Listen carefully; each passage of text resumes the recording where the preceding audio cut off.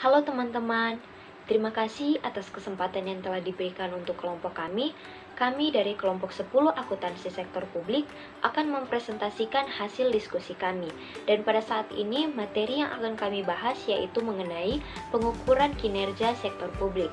Dan sebelum kami masuk pada pemaparan materi, saya akan memperkenalkan nama-nama anggota kelompok kami yang terdiri dari yang pertama yaitu Setiawati Lucia Karuh, yang kedua yaitu Shalomita Gabriela Vanessa Wawolangi, yang ketiga yaitu Trivia Koironisa, yang keempat yaitu Velina Milisonia Mautang, dan yang kelima yaitu dengan saya sendiri Yesi Karuna.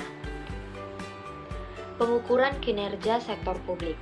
Pengukuran kinerja sangat penting untuk menilai akuntabilitas organisasi dan manajer dalam menghasilkan pelayanan publik yang lebih baik.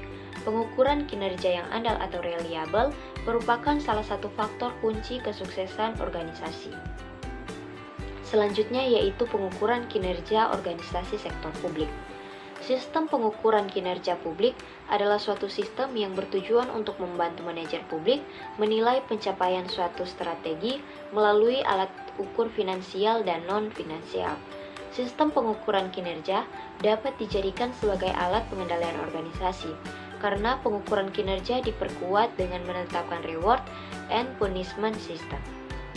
Selanjutnya yaitu tujuan sistem pengukuran kinerja, yang terdiri dari A. Untuk mengomunikasikan strategi secara lebih baik, B. Untuk mengukur kinerja finansial dan non-finansial secara berimbang sehingga dapat ditelusuri perkembangan pencapaian strategi, C. Untuk mengakomodasi pengalaman kepentingan manajemen, level menengah dan bawah, serta memotivasi untuk mencapai goal congruence, D. Sebagai alat untuk mencapai kepuasan berdasarkan pendekatan individual dan kemampuan kolektif yang rasional. Manfaat pengukuran kinerja.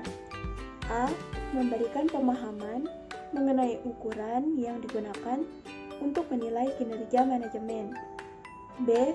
Memberikan arah untuk mencapai target kinerja yang telah ditetapkan. C. Untuk memonitor dan mengevaluasi pencapaian kinerja dan membandingkannya dengan target kinerja serta melakukan tindakan korektif untuk memperbaiki kinerja. D. Sebagai dasar untuk memberikan penghargaan dan hukuman atau reward and punishment secara objektif atas pencapaian prestasi yang diukur sesuai dengan sistem pengukuran kinerja yang disepakati. E.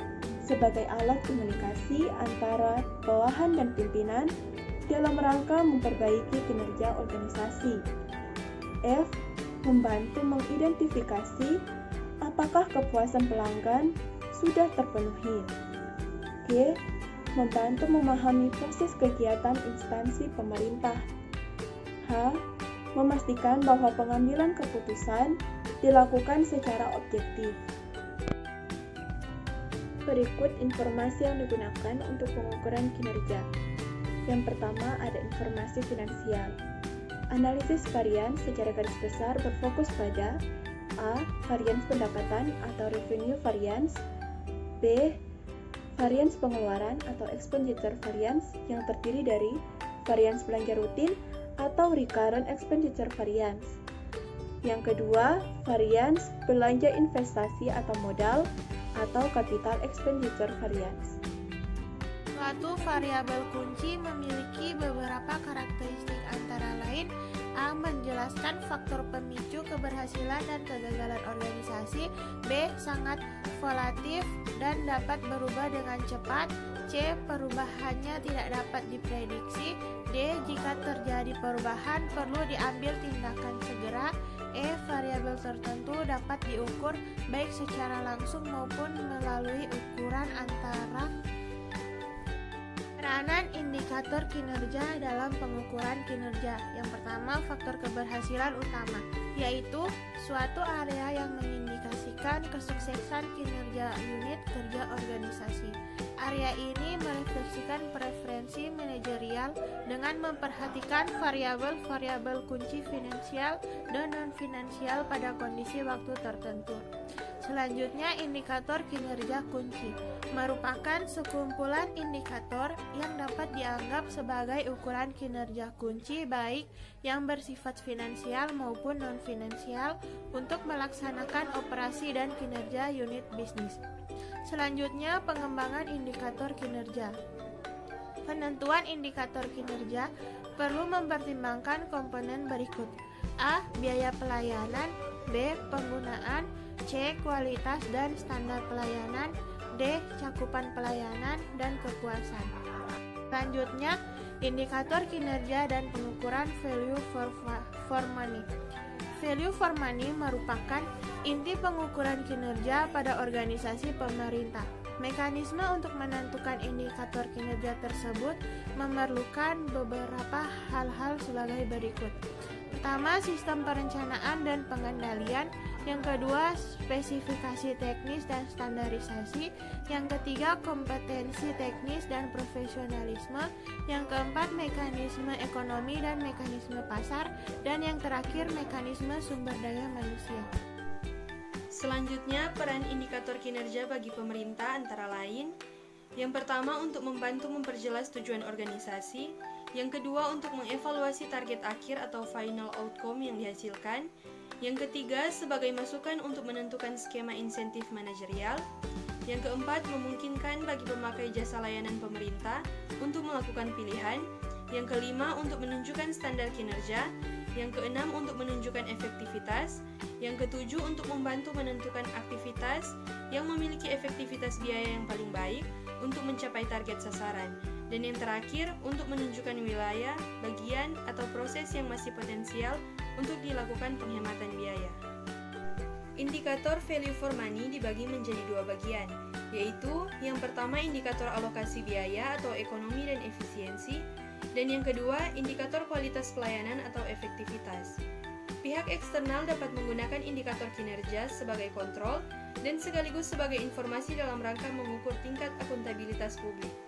Pembuatan dan penggunaan indikator kinerja tersebut membantu setiap pelaku utama dalam proses pengeluaran publik. Indikator kinerja akan membantu para manajer publik untuk memonitor pencapaian program dan mengidentifikasi masalah yang penting.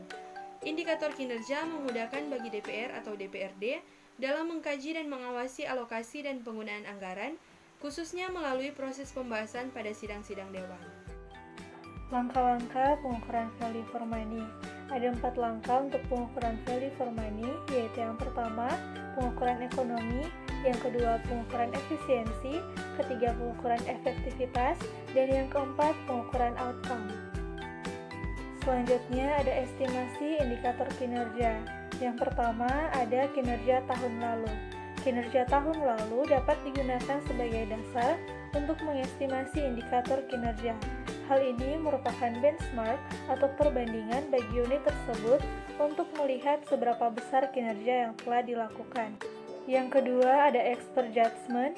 Expert judgment digunakan karena kinerja tahun lalu akan sangat mempengaruhi kinerja berikutnya. Yang ketiga ada trend. Tren ini digunakan dalam mengestimasi indikator kinerja karena adanya pengaruh waktu dalam pencapaian kinerja unit kerja. Dengan rumus Y sama dengan A tambah B kali T, di mana Y merupakan indikator kinerja, A merupakan indikator kinerja autonomous, dan T merupakan time lag. Yang terakhir ada regresi. Regresi ini menggunakan rumus yang ada di slide.